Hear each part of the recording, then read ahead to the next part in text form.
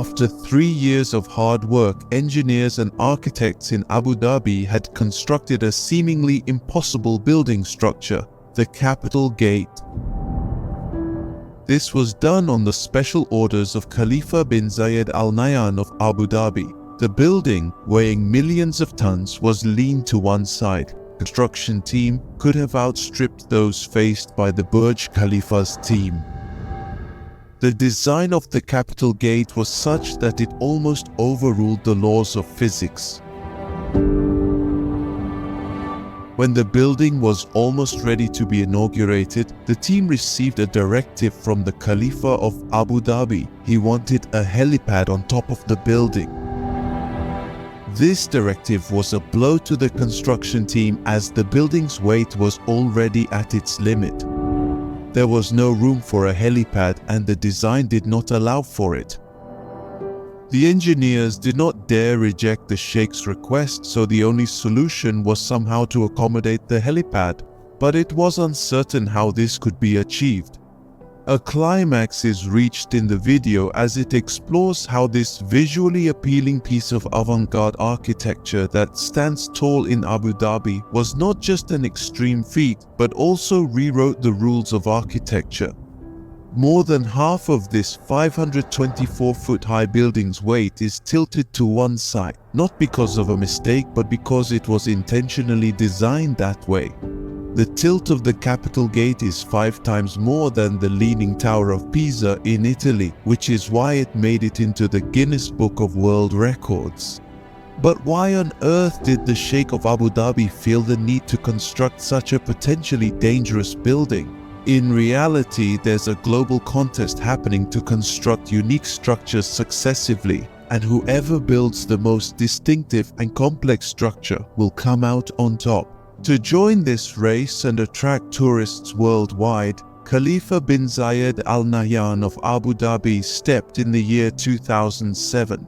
His target was not to build the tallest building, but to create a design that magnetizes people globally, which can be made without much delay and can bewilder physics. To attain this objective, Khalifa gave this job to his cousin, Sheikh Sultan. Immediately after he got the responsibility, Sheikh Sultan reached out to RMJM, a top architectural firm in London, marking the first phase in building this structure. In the video today, you'll get to know how engineers and workers accomplished this hazardous challenge, how the building was inclined precisely 18 degrees, and how this million tons weight inclination was prevented from collapsing. Challenge number 1.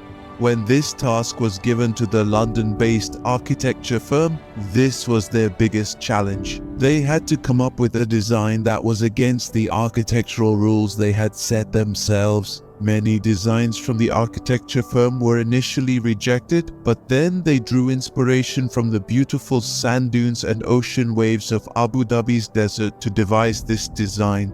Neil van der Veen, the concept architect, worked tirelessly to present a design that resembled the shape of an ocean wave with a bottom reminiscent of sand dunes. Furthermore, the building's view changes entirely when viewed from different angles. Sheikh Sultan greatly admired this design, but there was a problem. The design of the Capital Gate required extraordinary engineering to be realized, as the design had the building's top positioned a full 108 feet from its bottom. This would create massive forces that could potentially lift the building's foundation off the ground. Thus, the challenge for the construction team was to design a foundation that could comfortably carry the millions of tons of weight on the leaning side. The work of creating the foundation to meet this challenge was started by project architect Tony Archibald.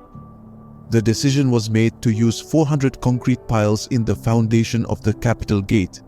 This meant that the entire load of the building would be placed on thick iron pipes filled with concrete.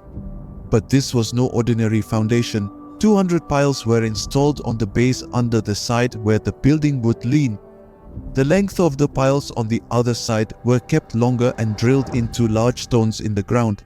The engineers who entered thought that this way the load on the foundation would be entirely distributed. This was just a plan to construct the foundation. The design for challenge number 3, the Capital Gate, was also ready. The engineers had also prepared an extraordinary foundation plan to distribute the load of the leaning tower. Now it was time to start foundation work.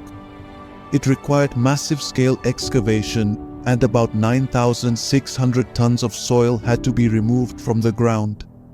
In other words, the weight of the soil removed from the ground just to lay the foundation was equivalent to that of 1,600 elephants. This task was as huge as feeding 8. It took months. But then a new problem arose. Yes, this time Sheikh Sultan had set a deadline for this building because exactly 2 years from then, the Future Energy Summit was supposed to be held in Abu Dhabi, and because of this, Khalifa wanted the building to be completed before this energy summit. This meant the engineers had just 24 months to not only lay the foundation, erect the building, but also to finish the interior work. This situation threw the entire construction team into chaos, forcing them to totally change their construction schedule. The foundation that usually takes 8 months was finished in only 3 months by working around the clock because there was no other choice. Challenge number 4. As soon as the foundation was completely dried, the construction team came back to the site. Their next challenge was to start building the tower, but here they faced another problem.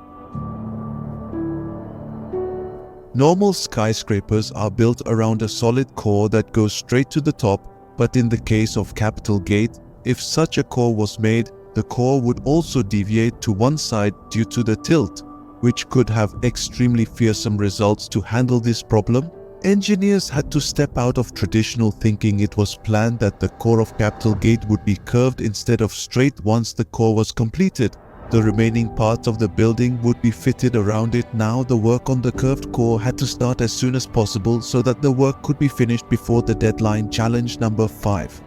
To make this special kind of core, surprisingly 2 crore 15 lakh kg of steel and 3 crore 60 lakh kg of cement concrete had to be used. But now another problem arose here. In the scorching heat of Abu Dhabi, the mercury reaches 50 degrees centigrade during the daytime. And if concrete was poured in this heat, it would dry out prematurely, which would have caused cracks in the core. So now, the construction team needed to find a solution that wouldn't dry out as soon as the concrete was poured. Eventually, they thought of using cold water instead of normal temperature water in the manufacturing of the concrete, and that they would pour the concrete at the time of day when it wasn't just any time, but the time at night when the temperature dropped to 30 degrees Celsius. To make this happen, they would get ice from an ice factory, melt it, and use it as cold water, mixing it with cement and rocks to create the concrete blend. It took 150 nights, or about 5 months, to complete the curved core of Capital Gate. Challenge number 6. A world-class structure was being built in the heart of Abu Dhabi. More than half of the work was already done, but the real challenge was still to come. Yes, the construction team had given the core a slightly curved shape, but now it was time for the actual tilt of the building, for which they would use diagnostic technology. In this procedure, they would place a frame made of iron around the core in small pieces to tilt the building. They needed to make a total of 720 large iron frames, but because of the shape of the building, each frame had to be designed separately. In total, there were 720 steel frames, each weighing a massive 16,000 kilograms. Each frame had a unique shape. The responsibility of this project went to a steel manufacturing company in Sharjah.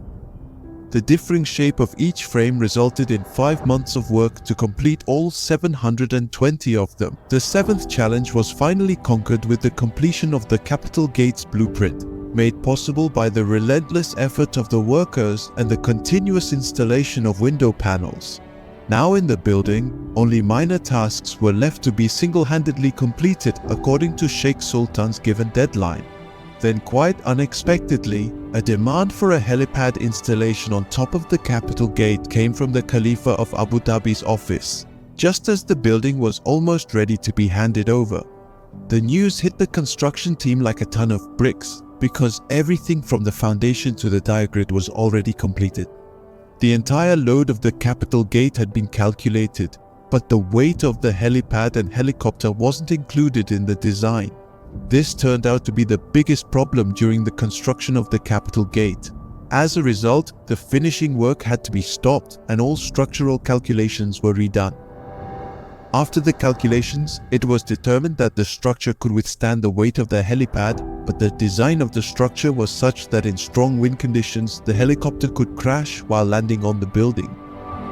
Regardless, this helipad had to be built because it was now the Sheikh's request. Consequently, a wind tunnel test was conducted on a model of the Capital Gate in London, which confirmed that landing a helicopter on the building in strong winds would not be safe. Wind engineer Lenton Aurelius suggested that changes should be made to the design of the helipad, and reducing the height of the helipad by 2 meters could greatly reduce this problem. When the helipad's design in the model was changed, the wind engineer's suggestion surprisingly turned out to be true. As soon as this news came out, the construction of the helipad at the Capital Gate was started and the building was handed over to Sheikh Sultan earlier than expected. Kudos to the construction team and workers who built the world's tallest leaning tower with their capability. We hope that you will also like and share this episode. Many thanks for your endearing comments. See you in the next impressive video.